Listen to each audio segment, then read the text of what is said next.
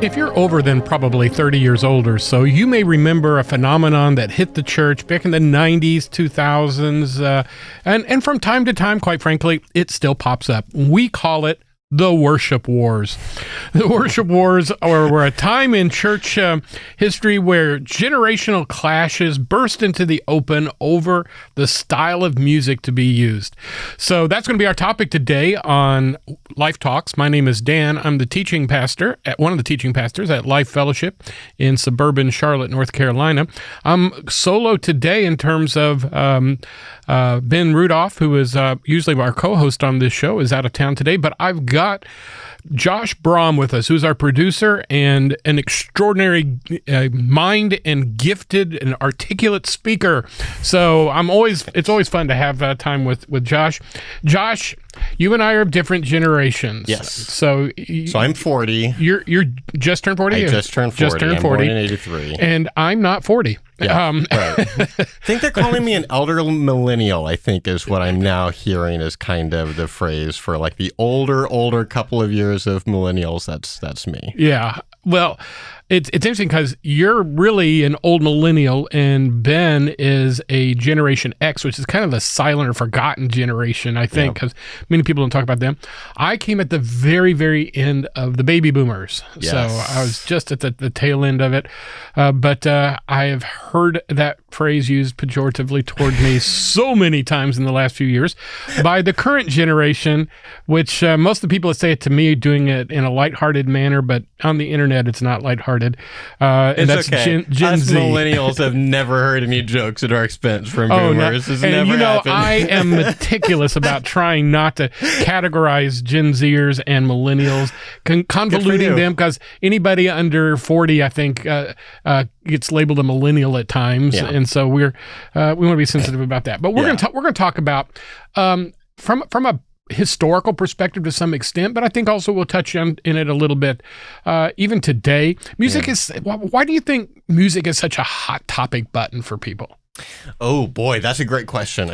I think it has a lot to do with people are not good a lot of times at remembering that their subjective preferences are actually that. They're subjective things and not objective things. And so then you just get a lot of people that, I might agree with some of their subjective musical preferences, but a lot of times people get to like, this is the right or the wrong way to hear worship music or to have theological Christian music. It has to be in this form. It can't have this instrument or it must have this instrument, or like there's things like that. So I wonder if part of that is just that subjective objective thing. And then it matters so much, if you grow up, your kind of I imagine your early worship experiences sounded kind of different than mine.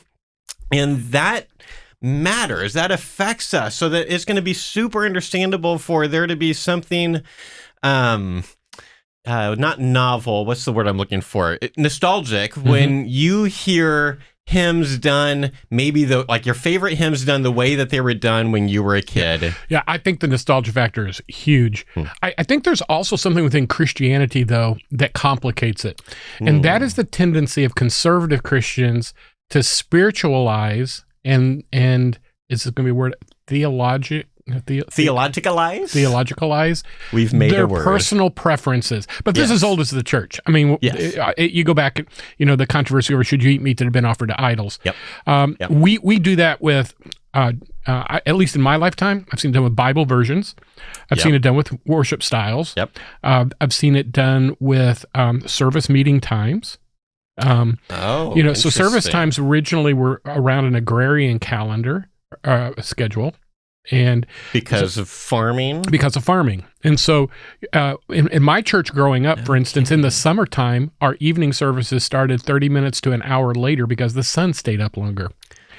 Right. Yeah. And so, you had a morning service and an evening service that was built around milking schedules. This is already more beautiful than what we do right now. This is so human. This is so like getting outside of our structures. But then it became, if you don't meet on Sunday morning and Sunday night, you're not a good person. But if you go back far enough, actually churches met on Sunday morning, had carry-in dinners. That's where we get the expression. Everybody carried in their dinner on the grounds. Carry in. Yeah, or dinner on the grounds, what they called it. And then they would have another afternoon service. It was usually more informal. But today, for instance, I lived next to an Amish community. If you go to the Amish communities in where I grew up, to this day, they bring their buggies in, they have a morning service, they have dinner, and then they have an afternoon service. And then everybody goes home about 3:00 and does their evening chores. But today, I mean, whether it's Bible versions, it was good enough for the Apostle Paul, it's good for me, the King James, or music styles, we tend to spiritualize our preferences as if that distortion gives them more credibility. And I had that. Fundamentalism, particularly where I grew up, there were seminars that traveled the country. There's a guy by the name of Frank Garlock out of Bob Jones University who basically started writing his own music in response to what he considered worldly music, and it started with the Gaithers of all people. Oh wow. But and really created quite known for their worldliness. Exactly. Created quite they were kind of Pentecostal. That was another problem as well. Right. But he had his own industry, everything from choir helps to choir books and hymnals and CDs and so forth, all built around a very, very narrow conservative philosophy. But what happened in my church when I was a pastor in the 90s and many, many other churches is people then drew lines and took sides, and it disrupted the church. Did you were you around when that was starting to happen? No, well, I think I was around when all the worship people were talking about it happening around us. So I was on worship teams probably too young, and I don't know exactly how to think about this, but I was 11. I was almost 12 when I was on a worship team, and I feel pretty complicated about that. I think it raised issues for me. Everyone thought I was awesome, and then I thought I was awesome, and I went through kind of this ugly phase. So theologically, maybe not the best for an 11-year-old place. Certainly at that point, there were already people fighting about hymns. Is it, newer style of hymns? At that point, we had acoustic guitars. Would there be congas? Is that too much like drums? Like, it's all that stuff. And just kind of being aware that everyone had preferences. And for a time, I don't feel like this is true now, but at least there was a time when everyone wanted to tell us all of their opinions. Yes. And how we were doing them wrong. Yes. And if you did not agree with them, they would break fellowship with you many times. They changed churches. Yeah. You mentioned several issues, but it was moving away from hymns toward praise and worship or praise choruses. That was a big point of controversy. What instruments were to be used? For instance, I grew up in a church where it was only piano and organ. And of course, there are churches that don't believe in using any instruments at all. Right. And then, depending on if it was a rural church, you could get away with a guitar, but it certainly could not be an amplified guitar, electric guitar, or anything along that line. Accordions were always appropriate. Wait a minute. I have never actually experienced accordion in worship before. Particularly if you were a missionary. To be a missionary, your kids had to sing and you had to play an accordion. It was so hilarious. Portable? I guess, but yeah. That's interesting. I'm going to have to learn more about that. Fun fact about Dan, he actually took accordion lessons and at one time in his life could play a little bit of accordion. No. Yes, I know. Okay. That's pathetic. But Once I was we get being prepared to go into the ministry. I have a clip idea. Man. Okay, so as these things were going on for you, like, what was your experience? What was worship like when you were a kid? And as those generation kind of wars began, what were you experiencing? It was really a generational issue because, it centered around music, but technology was part. For instance, Garlock used to teach that it was worldly to hold a microphone, that it was sensual to hold a microphone up to your lips. I went a totally different direction. Which I had a friend of mine that often say, well, if holding a microphone to your mouth is sensual, I'd hate to think what holding a fork is like. But, that's the pomposity of some of the arguments. But then it became... It's a sign of the times. But it became using technology in the service. Amplification originally had some controversy to it. But for my generation, it was using screens.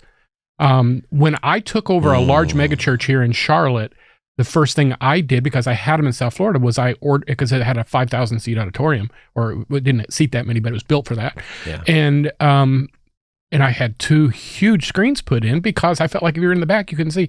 And the very first week I walked in, I had them installed before I was installed myself. And some old guy came in the back. Oh, I see we've hired one of them big screen preachers. One of them big screen preachers. Probably the same guy that complained because I preached too long and he missed the start of the NASCAR race that day. What were they doing before that? Was everyone holding hymnals? Everybody had a hymnal, which is how I grew up. And I don't want to mock that because, Sure. I mean, frankly, if you go back to the church I grew up, 5 generations my family went to, there is still no screen. They still use the exact same hymnals. I mean, not the same version of the hymnal, the exact same hymnal. Yeah. Piano, organ. My sister's the pianist. And I got to tell you, there's a flood of nostalgia that comes. I open the hymnal, but I don't need it. I sing parts there. It's interestingly because you can see the notes. So I think there's some things that we did miss, but in the 80s, it started, in the 70s, Gaither came out and he kind of popularized Christian music a bit. Some of his music wasn't exactly theologically, accurate, like The King is Coming, a couple of them. I've got thoughts about that too. We're gonna have to go there. Yeah, and the other one was we'll just lift our hands toward heaven, and every Baptist on the planet freaked out because no raising of hands in a Baptist church at that time. So we would say, let us lift our hearts toward heaven, right? Because somehow that was okay.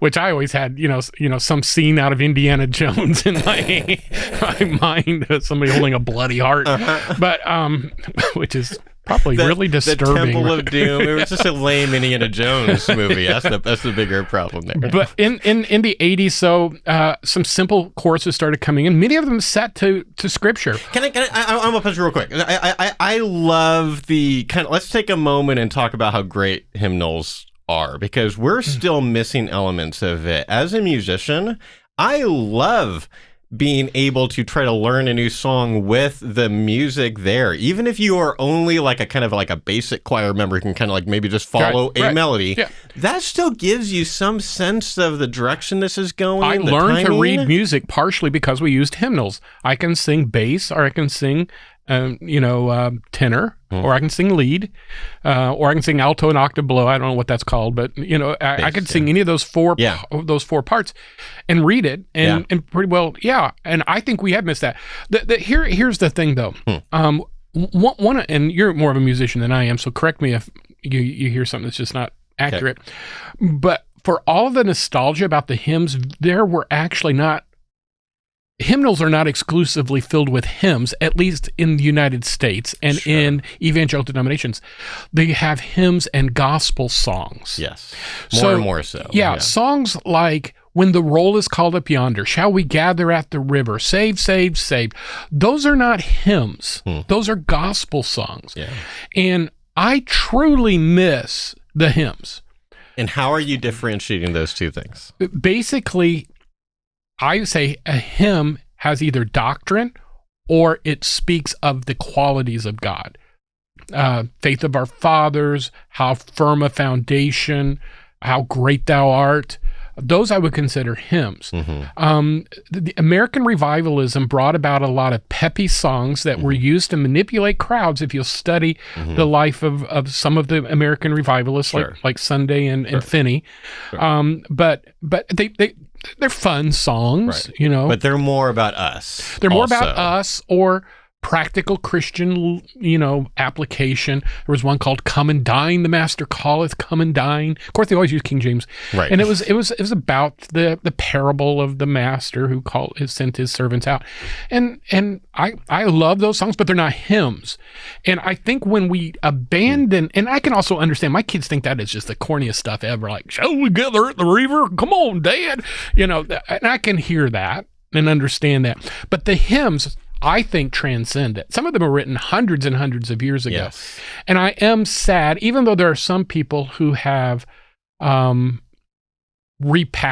them today. Them. Yeah, I'm sad we've lost. There's something about singing a hymn a cappella that, to me, transcends typical worship. Yes. And so I miss that. Though the other thing, too, is there are modern hymns and there are modern hymn writers. The Gettys are putting out a lot of modern hymns, good hymns. Yes. And to some extent, Frank Garlock's son, Ron Hamilton, who did the Patch the Pirate series, wrote several hymns that I think we're theologically rich and good. And there are other people. I'm just giving a couple examples, but okay. So a few things off the top of my head. So the repackaged hymn things is kind of an interesting thing because I think I've landed fairly on the pro side of repackaged hymns when done a certain way.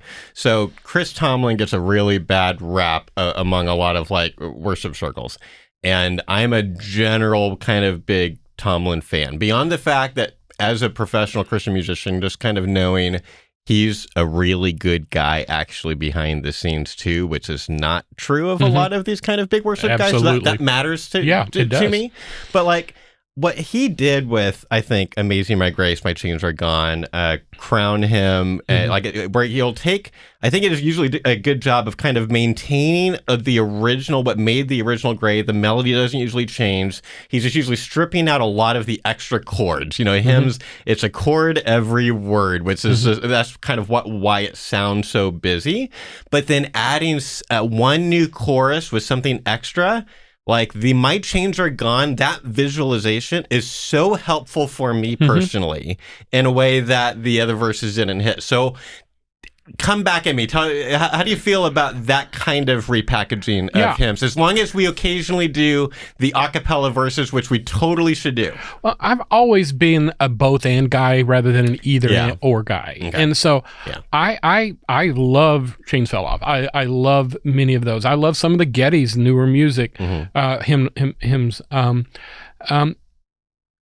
The one thing that I feel bad about, I think, is that there is a historicity to hymns that I read last week that the average worship song is considered obsolete somewhere between 3. I saw one that said 8. I saw another that said 5 years. Wow. So that's not, but it's true because, for instance, if we got up and sang, "Oh Lord, our Lord, how majestic is your name," everybody would snicker today because that's so 80s. Right.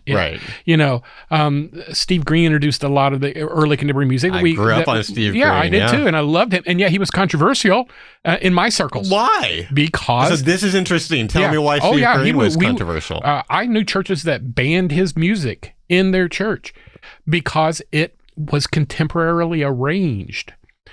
So again, more modern than like Vineyard at the time, kind of a thing. Oh, they wouldn't have used Vineyard at all. Okay, remember, I came from the far right fundamentalists. Okay, yeah. So that's interesting. But these wars broke out in all kinds of churches and split churches, and quite frankly, the millennials really made it catch steam, but it was started with the Gen Xers because they grew up on the Beatles, ABBA, the classic rock, and so they had no problem with drums. They had no problem. I mean, my church, if you'd brought a drum in there, it could have been a snare drum. It could have been, and definitely not a conga. But I mean, it would have, if it was percussion, it would have been oddly, they would have used a bass, which is basically not a bass guitar, but a bass. Would they have read Psalm 150 out loud when it talks about the drums? Well, yeah, they would not have. They would have avoided that. That would have been weird. Yeah, they and you're gonna laugh at me. Okay. I never heard a drum played in my church, but I did hear a saw played. Wait. Yes. On purpose or just like outside? No. We had a guy in our church, and when I say a saw, rhythmically? No, they play it with a bow. So you take the saw and you put it, if you're watching on YouTube, you can see this. You can't if you're on a podcast. But he would put it between his knees. Okay. And as he would bow it like a violin. Yeah. And it sounded surreal. I mean, it sounded like something off of a Star Trek soundtrack. Like very kind of like a legato-y kind of. Yeah, very smooth. And you could recognize the song. Could you control the pitch? Yes, that was the key in how he bent the saw. I mean, it was very masterful. But that's incredible. Honestly, I don't think they were playing that in David's temple or Solomon's temple, or David's court. But that was okay. But don't have a beard and a mustache and a guitar because you were a hippie. So sometimes we react to the culture. Sometimes we react to our preferences. And we're going to obviously take this into a second episode. We've kind of laid the groundwork here. But I think there's some lessons, which is why I think you brought this topic up, some lessons we can learn. Yeah. Because music continues to be very, very important to people. I will confess it's not super important to me. I'm a words guy. Yeah. But the words of the music matters to me. Yes. And they should matter more to most of us. Truly. And I mean, one of the things I love about Jason Lanier, our worship pastor, is every song, every lyric is analyzed through scripture. And to prove that it was done, when we throw the slides up, you'll see the scripture passage underneath it. Yep. So we have eliminated songs and we have changed lyrics in the past. Yes, we have. In order to make them align more biblically. But Christians are great at finding all kinds of things to fight over, because some people say we shouldn't listen to Hillsong music because of all the scandal and they're charismatic, or is it Bethel? Bethel, who, I mean, those folks have some really whack theology, gold dust and raising people from the dead, but they have some music that passes the scriptural test. Really good music, yeah. So they say, well, it's guilt by association, throw it all out. But if we're going to play that game, Amazing Grace has like 50 different versions of the tune that are used, and some of them are bar songs. So do we throw out Amazing Grace? Right. God Save the Queen, My Country 'Tis of Thee, which by the way was in our hymnal. Right. See, wasn't this is originally a bar like here's maybe one lesson that we can pan out. There's so many more lessons we can do in the next episode. Here's one lesson: is we need to be more aware of our history. Oh yeah. Because there are so many of the people who were freaking out about, guitars and Steve Green, whose ancestors were freaking out about these quote unquote bar songs that we now call hymns, that were being, let's take these melodies and we're just going to change to great theological lyrics sometimes. And they were freaking out about that. But now we're like hymns only, almost like it's King James Version only. Yeah. And it makes as little sense. It really does. And and I'll give an illustration in our next episode of how the mentality can become dangerous. It did split churches. Yes. I mean, I had people leave my church. I saw people, we had a church that had an orchestra. Because this was a massive church. It had a full orchestra. Wow. And I allowed them to put, what they call it, is it a snap set or a drum set, whatever it was, on the platform to help keep the rhythm. The last thing it was rock and roll was very, very conservative. Right. And when I did, and they knew that I was going to do it. Yeah. 5 families stood up, left their pews and protest, and walked out and never came back. I watched them do it. Wow. So, and I can't say that is godly in any way, shape, or form. No. Even if you have a strong... It's not the godly way to do it. It's not the godly way to do it. Exactly. We're going to definitely have to unpack, because I think you and I may not completely agree on how much the subjective versus objective, like how much is okay for people to leave church over worship music, but that's absolutely not the way to handle it. Yeah. So, let's get into it. Yeah. If I were a betting man, Josh, I bet that I'm going to hear from some of our listeners who feel like I've not taken the right position. And trust me, I've heard the argument that you're about to present to me, so you can save your frustration, unless you just have to get it out, and that's fine. I'm probably not going to talk to you about it because there's so many more important things to talk about. We might save it for a future episode. We could. It could be a lister mail. Here's a we'll response probably have to this to censor some of the language. Yeah. This new mixer's got a censor button. So, but I do think this is important, because I also think that there is some music that does not glorify God. Yes. And there's some, I went to church one day where they opened up with Stairway to Heaven. I went to a church where one time the first song was Sweet Home Alabama. Oh. And was that Creedence Clearwater? Who did? No, it's Leonard Skinner. Leonard Skinner, that's right. Still. Yeah, but so I think we'll talk about that some more. Yeah. And I hope we've made you curious, so you'll come back and listen to us next time at Life Talks. And speaking of that, we are out of time today, so we hope that you'll continue to tell your friends and neighbors about us. Share us on social media if you would like us, follow us, and so forth. That helps us be able to get the news out. And what we're trying to do is get you to think, but most importantly, think biblically. As always, thanks for joining us at Life Talks.